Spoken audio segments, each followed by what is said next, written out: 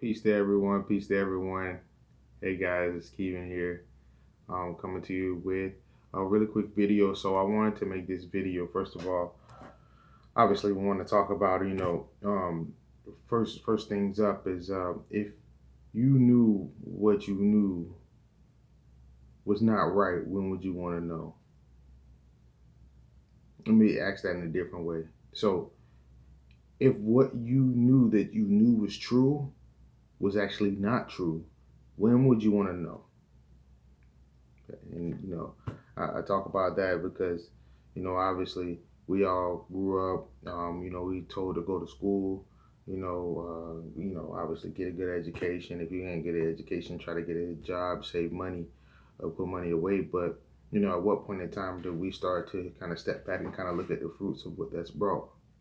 And so, I think that that's an important thing for us to talk about. This whole 40-40 plan, or what they call 40-40-40, and some marketing plans such as like going home, going to work, working for 40 years, and then retiring, having kids, getting married, and then that's it. I think that for me personally, that when I look at it from a far out perspective, I think that it's a little. I guess I'll say played out, right? And the reason for that is just because at the end of the day, the majority of the things that we're told about, or the majority of the things that we are, that we think that we know from the beginning aren't true. One of the things I'll give you kind of to explain it is like there's a lot of people that tell their kids that Santa Claus is real, or they tell their kids that the Tooth Fairy is real, right?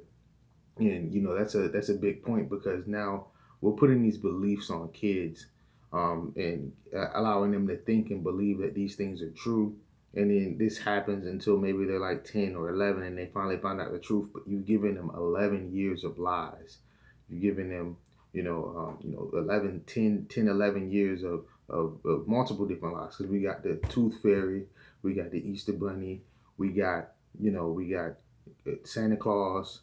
We got all of these things, not to mention, you know, a lot of misleading information now that we have, and obviously the informational age. And so I think that that's a big point to keep in mind, is just the fact that a lot of the things that we believe to be true may not be true, and that limits how our growth, and that limits the person that we can become. And so I listened to a guy by the name of Jim Rohn. He talks about, if you want to change, you can change. It's all up to you. And you're not a tree, so if you want to change your location, you can change your location, right? If you want to change what clothes you're wearing and the way you dress, you can. If you want to change, friends that you hang out with, a school you go to, you can, right? Places that you go, you can. And so it's just all about you making a decision to do so. When it really boils down to it on that.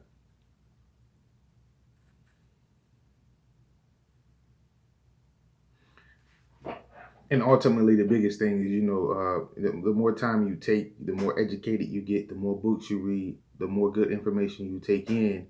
You usually start to have an increase in life, and by life I mean in finances, by happiness, by the increased relationships with people that are of good relation.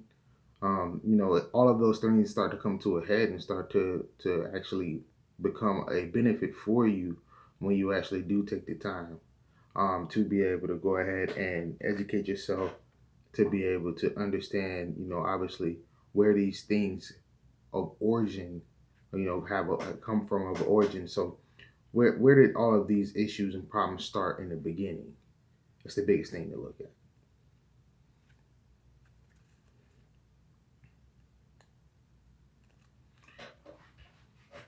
And so when we talk about, obviously, before, let's say, for example, for me, when I was in college, I thought I wanted to go to school and do pre med.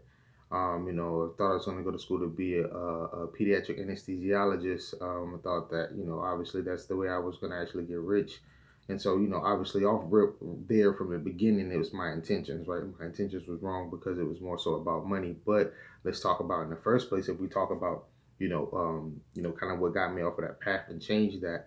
One of the things that kind of changed that path for me was the ability for me to go and kind of start looking around and start asking around, to doctors. Maybe they weren't specifically pediatric anesthesiologists, but just doctors. And I ran across a couple of anesthesiologists and doctors, and I seen the way that their life was just kind of on call. It's a very stressful type of deal, and then that changed my life forever because there was some advice I had gotten. I don't know exactly where I got it from. That told me go talk to 10 people that are in the field that you want to go in, and then you'll kind of find out the truth about it. And so that gave me the opportunity to do that and completely switch my whole life around.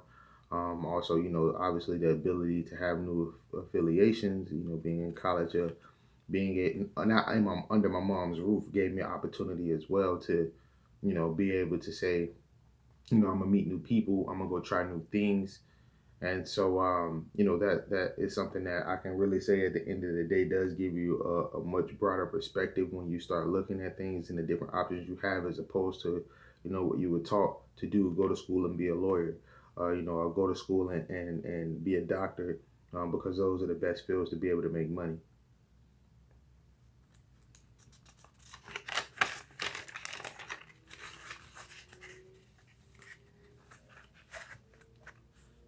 And so, my whole point in saying that to you is that if you don't think different and change the way you think, and the things in your life will never change. You'll be on the same runway, the same track. And the reason for that is because everything that has taken place in your life right now is a product of what it is that you have thought. And so it's important for you to be able to take a look at what it is that you're thinking, take a look at what it is that you're, obviously that you're doing, and be able to reevaluate that to see if that is, what's making you happy in life or not. Because if it's not making you happy, then what you want to do is obviously change and modify your actions. And that starts with the way you're thinking.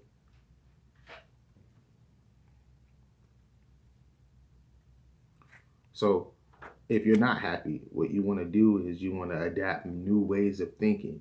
You want to adapt new ways of feeling. You want to adapt new ways of maybe taking that drive home, or feeling about your car when you get in. And if you get in the car and it starts up and you got to kind of kick it a little bit for it to start, right? Then you want to feel different about it. You want to give yourself a different reason or a different way of feeling when you go to that car, because you have control over everything that you feel. So that's why you have some people, let's say, for example, that could be sitting in a car or in a place with a very annoying noise, right? And maybe to you it's just unbearable, but then you have this other person over here that's just not bothered by it. And so when you have the other person that's not bothered by it, it's important for you to kind of like analyze yourself and wonder, okay, so am I doing something to almost overreact in a sense, or is it something that I can control? And once you do that, you'll realize that it's something you can control, and eventually that phases out. And so it's the same thing here, is being able to understand that obviously you're going to need a new perspective, you're going to need a new way of feeling, and so you're going to have to actually take action on that. And so that brings me to the point of just saying to you, hey, what is it that you want? And that's an important thing out of life, is understanding what you want. And one of the biggest things when people are asked what they want, that the answer that I hear the most is I don't know. And even for myself, for a while that was the answer for me. And so you just have to kind of understand, okay, well, where's your programming coming from? Where's your initial thinking that's gotten you to this point? Because if you are executing a plan, and then you know exactly where you're going, so you know what you want out of that plan. But if you don't have a plan and you don't know what you want, then you're kind of just drifting. And I don't know about you, but I wouldn't want to, let's just say, be in control of a car or a boat and not direct it on where I wanted to go. If I see that yellow line coming up, I want to stand between the yellow and the white line. I don't want to merge over into the other lane. And so essentially, you not being in control of where it is that you're going, it could be an ultimate problem, for you. And so, obviously that's a huge problem. Most people being stuck.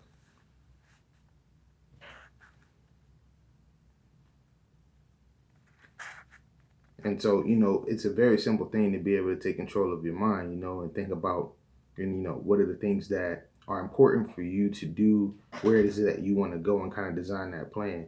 And it's very easy to do, but one of the biggest things that I learned initially from a guy named Holton Bugs is, the things that are very easy to do are also very easy not to do.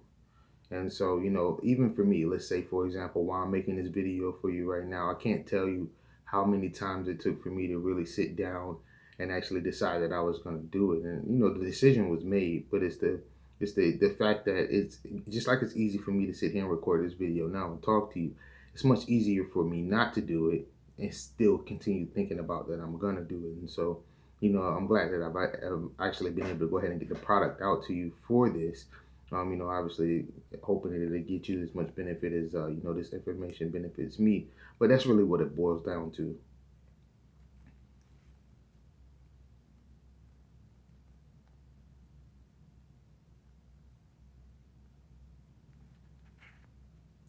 It's just that change of information, right? And then so one of the things that I can say, when it really comes down to it, I remember Jim Rohn said that success is 80% of psychology. So you can go to multiple interviews, um, multiple people who are successful, and before they even struck any success, they had it here. They were successful here.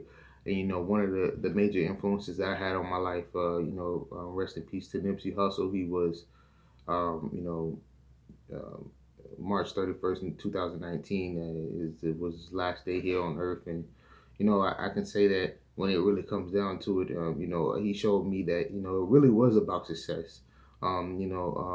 Being mental before it actually shows up in the physical. He had a thing he called the marathon, right? And so the marathon, when we go back to it, I've been listening to Nipsey Hussle since 2008. He had a mixtape that was out called Bullet Had No Names, and he's a Crip from Los Angeles. And so a Rolling 60s Crip, which is a very ruthless street gang. But the whole point of it is that for him to be able to go ahead and take his life from a path of being like a gangbanger to being able to say, hey, I'm going to change my path and I'm going to pursue music. If music is going to get me to where I want to go, and that's the only option, and to see him go from the point where he was selling mixtapes from out of the corner where he used to hustle, to now being able to own that plaza and have multiple businesses, as well as music out that has very high recordings, deals with record labels, is very surprising to me to see that that was possible. So for me, that just let me know that with the internet, anything is possible. But in order for for you to change, in order for things in your life to change, you must change. So your thought process has to change. And I have to change if I want to be better. And at the end of the day, this is all it's about. I just want to be better, and I'm pretty sure there's a bunch of people out there who want to be better, just as myself.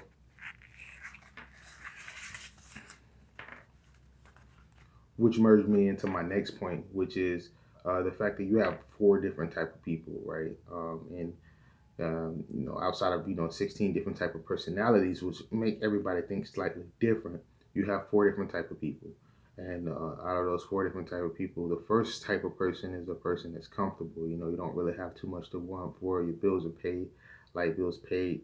You can go. You're driving kind of a car that you're happy with, you're comfortable with. Maybe it's not the one you want. Maybe you're not driving a Maybach Mercedes, or any type of Mercedes. Maybe you're driving a new 2020 Toyota Corolla, right? And to you, that's not your dream car, but it's comfortable for you. It's something that you can brag about. You can kind of poke your chest out, so it leaves you enough place to feel comfortable, right? Or maybe it's a job you're at that gives you that comfort.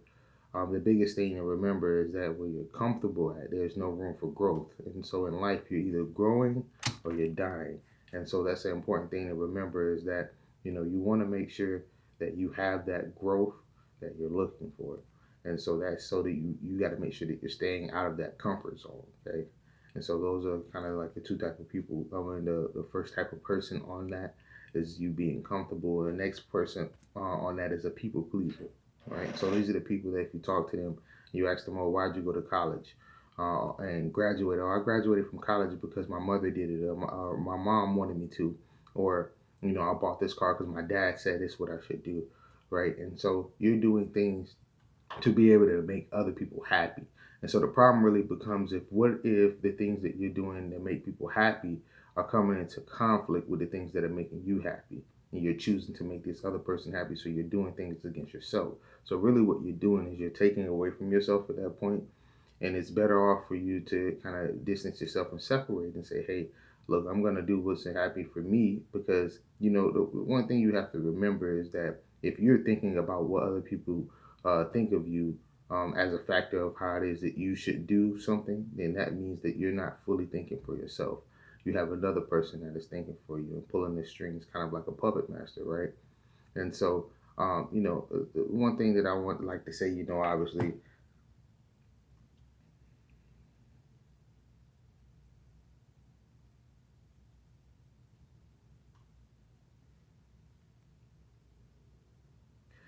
And so the one thing I would like to say is that you won't make your life happier if you're trying to please other people.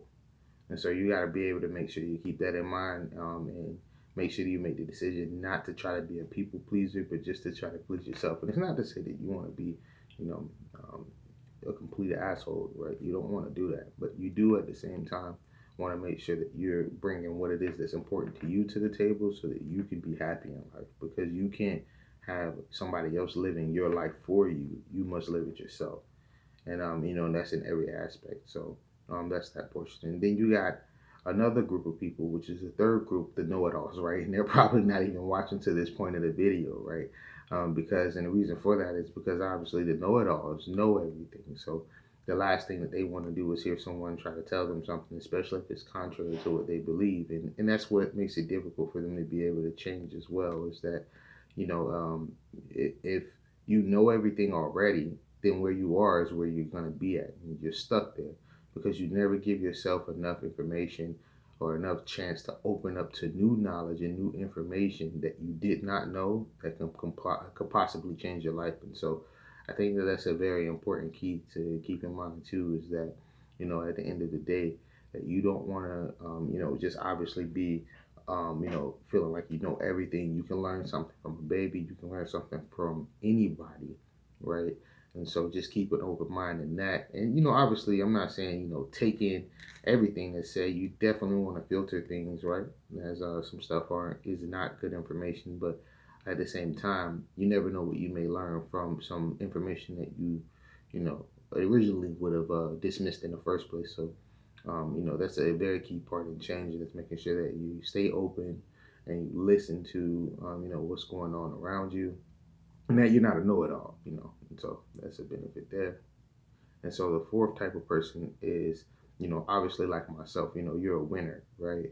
And so winners are watching this video right now to this point, and you're just like, I know I can do better. I know I want more out of life. I know that I feel stuck. I know that I can do something to get out of being stuck. And so, that's who I want to work with. That's the type of people that I want to be able to be in relationships with and rub elbows with, is a person that feels like, they want more for life. Because that's all I want. I want, more life. I want a more comfortable home. I want better car, just a better lifestyle, right? I want to be able to give more to charity. I want to be able to do more overall and provide more of a lifestyle for my family as well. And so, if you're like that, then you're in the right place. I just think that, at the end of the day, it just takes for you to be able to make decisions, to be different, and to be open to new information that be able to change you on that. And so, I do want to just say thank you once again for taking the opportunity to be here. If you're still here, obviously you're a winner. And so just keep pushing forward. I'll be sending out more videos to follow up with this one, as this is the first video in my Unstuck series. And I definitely know that at the end of the day, it will be beneficial for you guys. So just stay tuned, guys. God bless. Take care.